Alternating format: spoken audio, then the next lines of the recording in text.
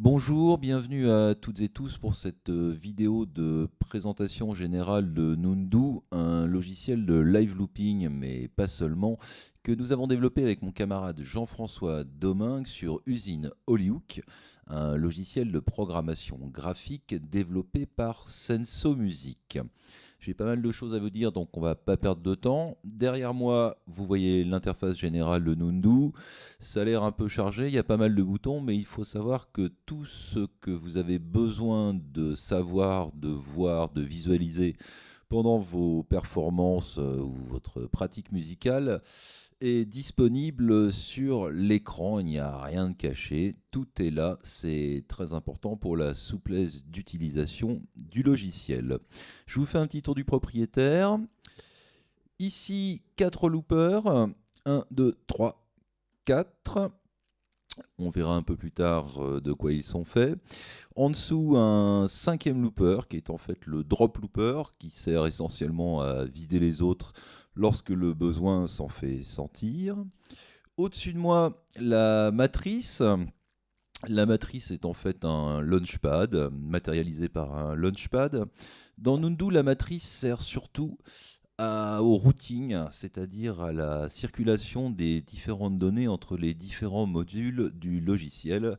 Et je vais également revenir là-dessus ultérieurement.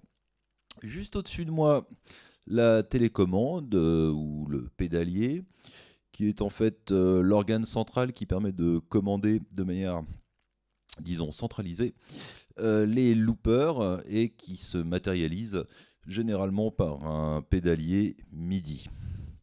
Juste là, le module de slicing qui permet tout un ensemble de manipulations sur les loopers. Encore un peu plus loin, les 2 racks d'effets.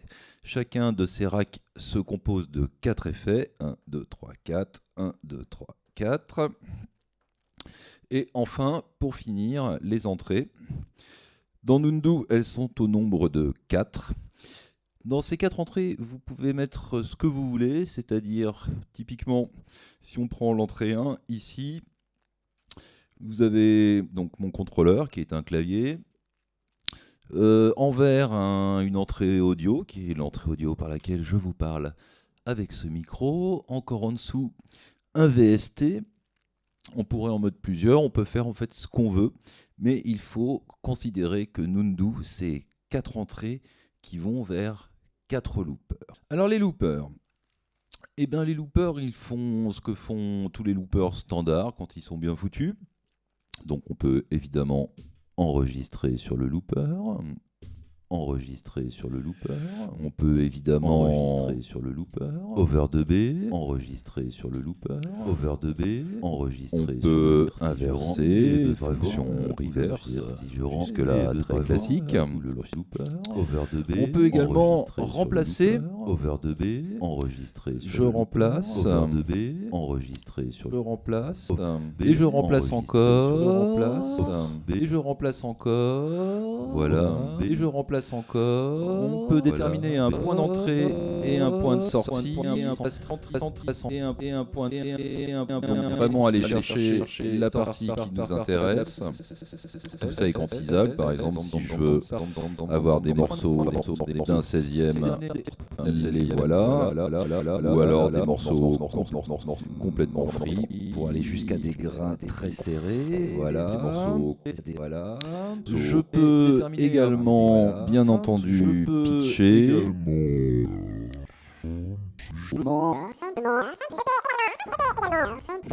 Je peux stretcher. Je peux également. Voilà. Qu'est-ce que je peux faire encore? Ben, globalement, je crois qu'on a un petit peu fait le tour. Il y a encore quelques fonctions, mais rien de bien important. Et bien entendu, je peux muter. Ah oui, je peux redémarrer. Voilà, typiquement. Enfin bon, en gros, c'est un looper. Et bien sûr, je peux le clearer. Donc, ces loopers sont commandés typiquement par un pédalier MIDI. Personnellement, j'ai juste un pédalier avec 8 switches, plus quelques quelques switches sur mon ordinateur et j'ai tout ce qu'il faut pour commander l'ensemble des loopers. On va regarder le drop vite fait.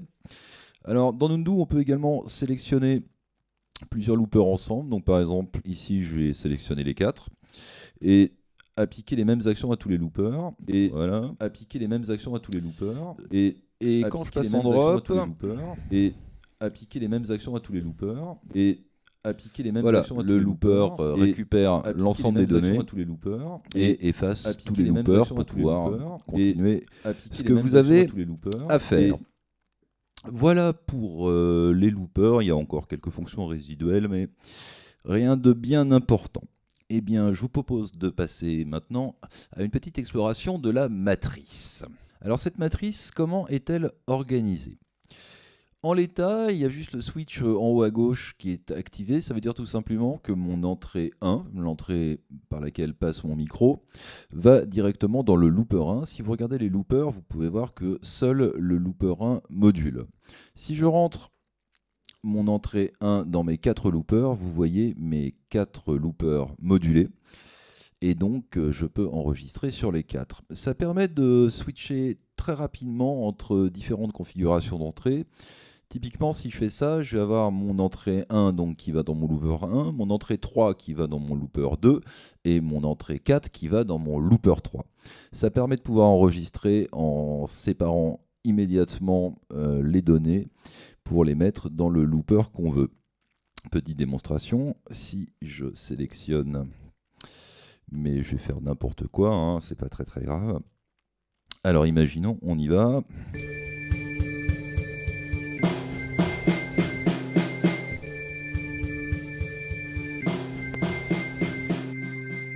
Et voilà. Donc on s'aperçoit que dans le looper 1, j'ai rien enregistré, on entend juste le bruit de fond résiduel. Sur mon looper 2, ma batterie. Sur mon looper 3, mon clavier. Donc tout de suite les one-man band ou les multi-instrumentistes verront l'intérêt de pouvoir directement switcher les configurations d'entrée qui les intéressent et voilà, tout simplement. Ces entrées vont également dans des effets. C'est ici que ça se passe. Voici mes entrées vers mes effets. Premier rack et deuxième rack. Hop, je mets un effet, voilà, ça y est. Donc j'ai mon entrée 1 qui va dans mon rack d'effets 1 et dans le premier effet de mon rack d'effets qui est un filtre, voilà. Mais je peux aussi le rentrer et dans le 1 et dans le 2 et par exemple mettre une delay, une petite delay. Donc là j'ai mon entrée qui va dans mes deux racks d'effets, dans deux effets de mes racks d'effets. Ces racks d'effets, je peux les renvoyer vers des loopers. Typiquement, je fais ça, et là je rentre dans mon looper 1 avec le rack d'effet numéro 1. On essaye, on regarde ce qui se passe. On essaye, on regarde ce qui se passe. Okay. On essaye, on regarde ce qui se passe. Si je rentre seulement mon entrée 2, je vais avoir l'effet 2 qui va rentrer dans le looper. Je vais avoir l'effet 2 avec ma delay dans le looper. Je vais pas avoir l'effet 2 qui va rentrer dans le looper. Voilà, assez pratique de pouvoir gérer l'ensemble de la circulation des effets et du direct. On peut mettre par exemple, dernière configuration possible, il y en a beaucoup mais la dernière que je vous montre, donc un direct sur le looper 1 et puis je vais dire que je rentre donc toujours dans mon fameux filtre et mon filtre je vais le rentrer dans le looper 2. Et si on enregistre, qu'est-ce qui va se passer? Attention, j'enregistre. Attention, j'enregistre. Attention, j'enregistre. Attention, j'enregistre. Attention, j'enregistre. Et donc sur le 1, attention, j'enregistre. Sur le 1, j'enregistre. Mon direct. Attention, j'enregistre. Et sur le 2, j'enregistre. Mon effet. Attention, j'enregistre. Voilà. Attention. Tout cela est assez pratique. Alors, petite chose à savoir, quand on clear, ça remet tout à zéro. Donc, automatiquement. Ça, c'est aussi assez pratique. Voilà. Dernière chose pour ce qui concerne le routing de la matrice, on peut également envoyer les loopers vers des effets. Je vais enregistrer sur mon looper 1 un petit peu n'importe quoi, un petit peu n'importe quoi, et je vais l'envoyer vers une delay.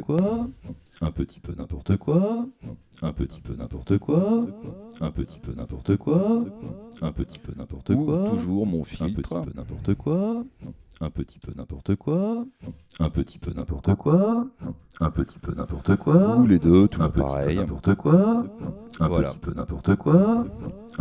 Ça veut dire qu'en fait, on peut aussi envoyer les loopers vers les loopers, puisque si je ne mets pas d'effet, que j'enregistre quelque chose sur mon looper 1, j'enregistre sur le looper 1, j'enregistre sur le looper 1, j'enregistre sur le looper 1. Je vais l'envoyer dans le rack 2 et j'envoie le rack 2 dans le looper 2. Et alors là, magie, j'enregistre sur le looper 1, j'enregistre sur le looper 1, j'enregistre sur le looper 1, j'enregistre sur le looper 1, j'enregistre sur le looper 1, j'enregistre sur le looper 1. Voilà, j'ai pu enregistrer mon looper 1 sur mon looper 2. Alors là, ça n'a pas l'air très intéressant, mais imaginons que si par exemple j'ai quelque chose qui tourne sur le looper 1 et que mon looper 2, je vais décider de directement le pitcher par exemple, le stretcher et puis prendre juste par exemple une petite fenêtre. Donc si j'enregistre sur mon looper 1, voilà, c'est fait. J'enregistre sur mon looper 1, voilà, c'est fait. J'envoie ça dans le 2. J'enregistre dans le 2. J'enregistre sur mon looper 1, voilà, c'est fait. J'enregistre sur mon looper 1, voilà, c'est fait. J'enregistre sur mon looper 1, j'enregistre sur mon looper 1, j'enregistre sur mon looper 1, j'enregistre sur mon looper 1, J'enregistre sur mon looper 1, voilà, c'est fait. Ok, donc voilà, tout ça pour dire que avec Nundu, on peut envoyer l'ensemble de ces données dans les loopers qu'on veut, en passant par les effets, en mettant des effets ou non, envoyer les loopers vers les loopers, ce qui permet des freepertroniques et des renvois de magnétophone en magnétophone assez infinis. On fera des petites démonstrations plus tard pour préciser tout ça et puis faire des choses jolies, parce que pour l'instant c'est plutôt moche. Mais bref. Ok, on a vu les loopers, on a vu la matrice, on peut peut-être parler un petit peu de synchronisation. Il y a deux types de synchronisation possibles dans Nundu, en fait il y en a trois. Le premier très simple, c'est une synchronisation au multiple ou au diviseur. Donc si j'enregistre sur mon looper 1, si j'enregistre sur mon looper 1, si j'enregistre sur mon looper 1, je vais me caler sur le 2, je démarre quand je veux, si j'enregistre sur et j'arrête un peu quand je veux, et Nundu se charge. Voilà. Le premier looper, c'est marqué dessus, Nundu se démarre, forme un cycle, le looper du dessous forme deux cycles, et celui du dessous va former un demi-cycle, et on peut aller jusqu'à un quart de cycle. Voilà.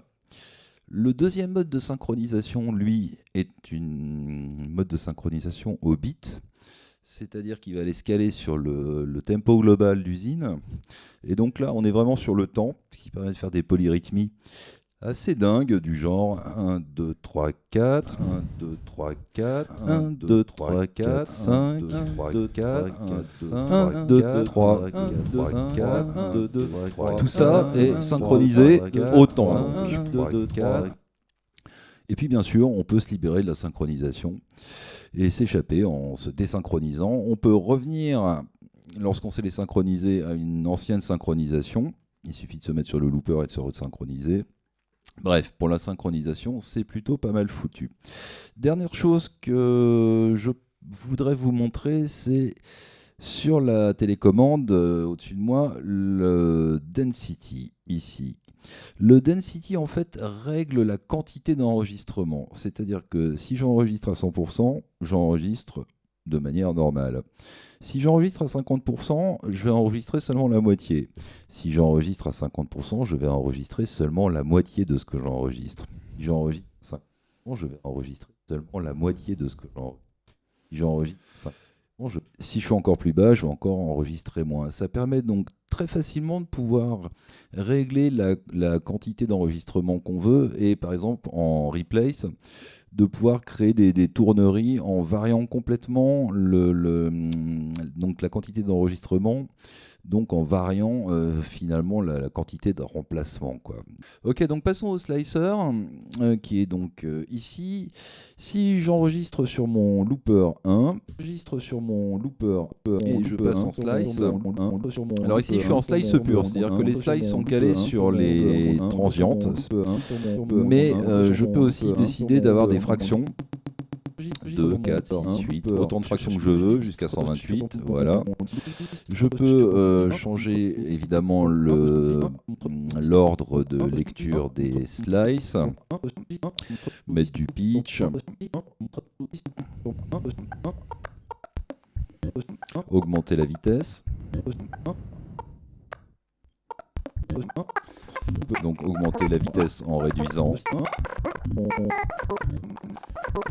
en augmentant la taille des grains ou en la réduisant. Bref, on fait à peu près ce qu'on veut. Je peux me mettre en mode random, donc là il va lire comme il veut. Et alors par exemple si je fais un replace sur un slicer, ça va donner ça.